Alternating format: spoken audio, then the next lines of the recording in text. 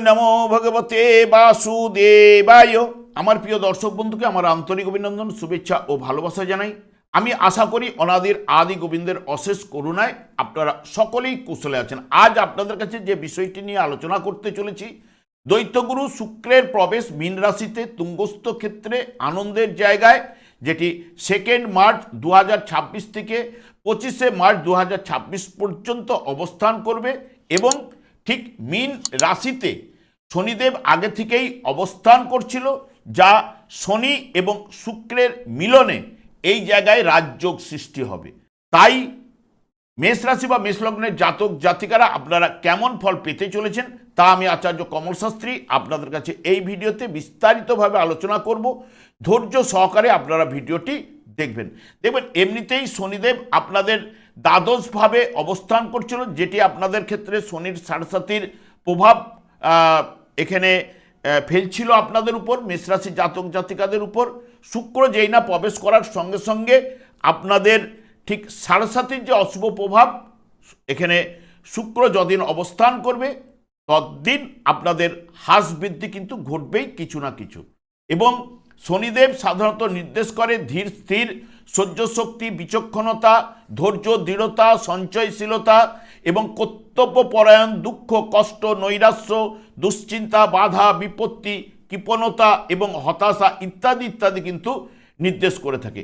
শুক্র সেখানে নির্দেশ করে শৌখিনতা, সৌন্দর্যপ্রিয়তা, মধুর স্বভাব এবং সহানুভূতিশীলতা এবং ইন্দ্রিয় সুখের প্রতি তীব্র আগ্রহ এবং আরামপ্রিয়তা, শিল্পকলা, প্রেম, প্রীতি, ভালোবাসা, সৌন্দর্য ইত্যাদি ইত্যাদি নির্দেশ করে শুক্র ঠিক মীন রাশিতে 3টি নক্ষত্রের মাধ্যমে রাশিটি অতিক্রান্ত করবে।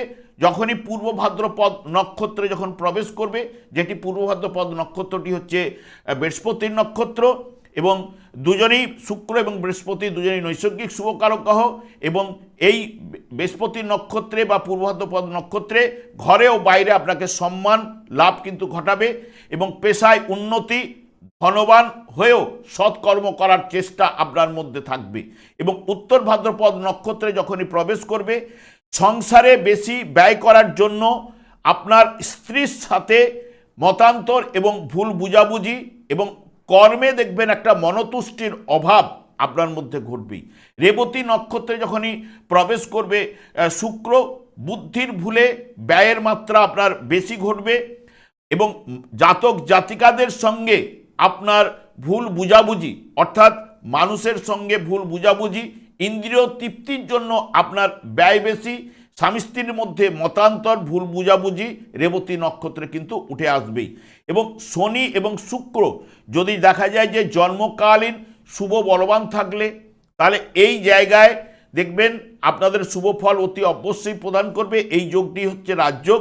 দেখবেন গভীরভাবে চিন্তা করে তারপরেই আপনি যাবতীয় কাজকর্মে হাত দেবেন।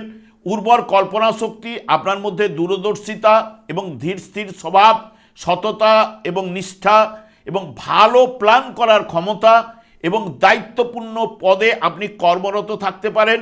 এবং শুক্রের মধ্যে যেরকম শিল্পবোধ আর শনির মধ্যে শৃঙ্খলা একসাথে মিলনে কাজের উপর জনপ্রিয়তা করে তুলবেই। এবং শনি এবং শুক্র যদি জন্মকালীন অশুভ থাকলে বা এই বর্তমানে অশুভ যার ক্ষেত্রে রয়েছে, তার ক্ষেত্রে বিবাহ বিলম্ব ঘটাবেই, আর্থিক ক্ষতি এবং অসাধুতা, ঘুষ নেওয়া, অর্থ সংক্রান্ত ব্যাপারে মিথ্যা আশ্রয় নেওয়া এবং দাম্পত্য জীবনে কিছু না কিছু অশান্তি এবং মদ্যপানে আপনাকে মাতাল হওয়া। জাতক যেমন প্রথমের দিকে চমকপ্রদ উন্নতি করবে, কিন্তু শেষে জাতকের জীবনে ততোধিক বিপর্যয় কিন্তু নেমে আসেই। বর্তমানে দেখুন, যেহেতু মেষ রাশি বা মেষ লগ্নের জাতক জাতিকাদের ঠিক দ্বাদশভাবে শুক্র শনির সংযোগ ঘটবে, যেটি শনিদেব দ্বাদশভাবে অবস্থান করলেও এখানে একাদশ এবং দশম ভাবের নির্দেশক এবং ঠিক দ্বিতীয় ভাবের উপরে দৃষ্টি প্রদান করবে, ষষ্ঠ ভাবের উপরে দৃষ্টি প্রদান করবে এবং ভাগ্য ভাবের উপরে দৃষ্টি প্রদান করবে। শুক্র দ্বাদশভাবে অবস্থান করলেও আপনাদের অর্থপতি গ্রহ, সপ্তম ভাবের অধিপতি গ্রহ ষষ্ঠ ভাবের উপরে দৃষ্টি প্রদান করবে। যেটি আপনাদের ক্ষেত্রে বিশেষ করে হঠাৎ আয় ঘটলেও অতিরিক্ত ব্যয়ের প্রবণতা অতি অবশ্যই থাকবে। তাই আপনারা মিশ্র প্রভাব আপনাদের ক্ষেত্রে ঘটবে এবং বিদেশি উৎস থেকে বা দূরবর্তী স্থানে ব্যবসা থেকে লাভের সম্ভাবনা অতি প্রবল কিন্তু থাকবে।